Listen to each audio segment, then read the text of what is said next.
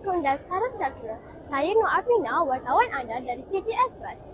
Hari ini SMTA Puteri Titiwangsa akan mengadakan penutupan bulan patriotisme. Mari kita saksikan. Sayang anak Malaysia, sayang anak Malaysia, sayang anak Malaysia, sayang anak Malaysia.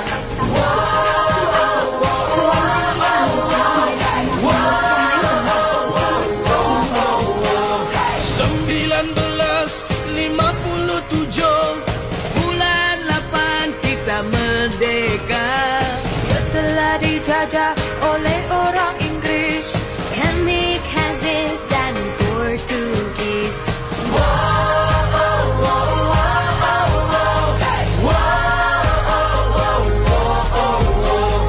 dari Perlis ke kota Kinabalu. KP, KP tak ada.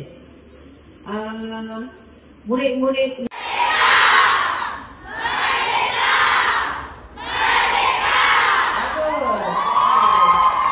Baiklah, apa perasaan akak selepas menyertai penutupan bulan patriotisme ni? Saya rasa sangat bersemangat merdeka. Saya anak Malaysia, saya gembira tengok kita nyanyi lagu merdeka sama-sama. Lompat-lompat, kibarkan jalur gemilang. Ya. Tambah lagu lagi untuk nyanyian lagu kemerdekaan. Okay.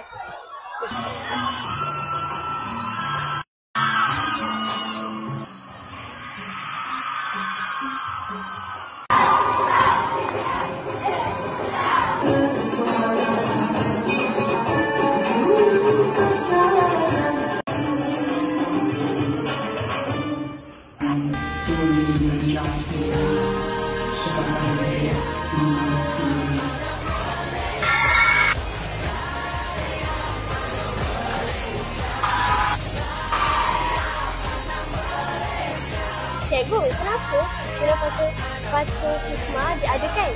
Okey, bulan patriotisme ni diadakan untuk memupuk semangat patriotisme, iaitu semangat cintakan negara kita, dan juga sebagai penghargaan kepada pemimpin-pemimpin yang dulu yang telah memerdekakan negara kita. Nak tanamkan sifat cintakan akan negara kita.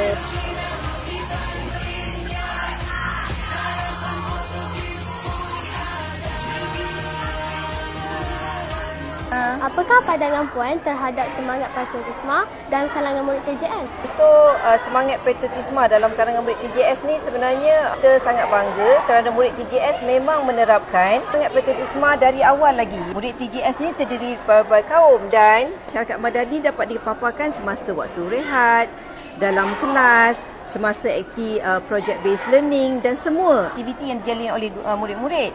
So, memang kita menerapkan semangat cinta akan negara kita apa, Afrina? Malaysia. Ya, okey. Selamat Hari Malaysia.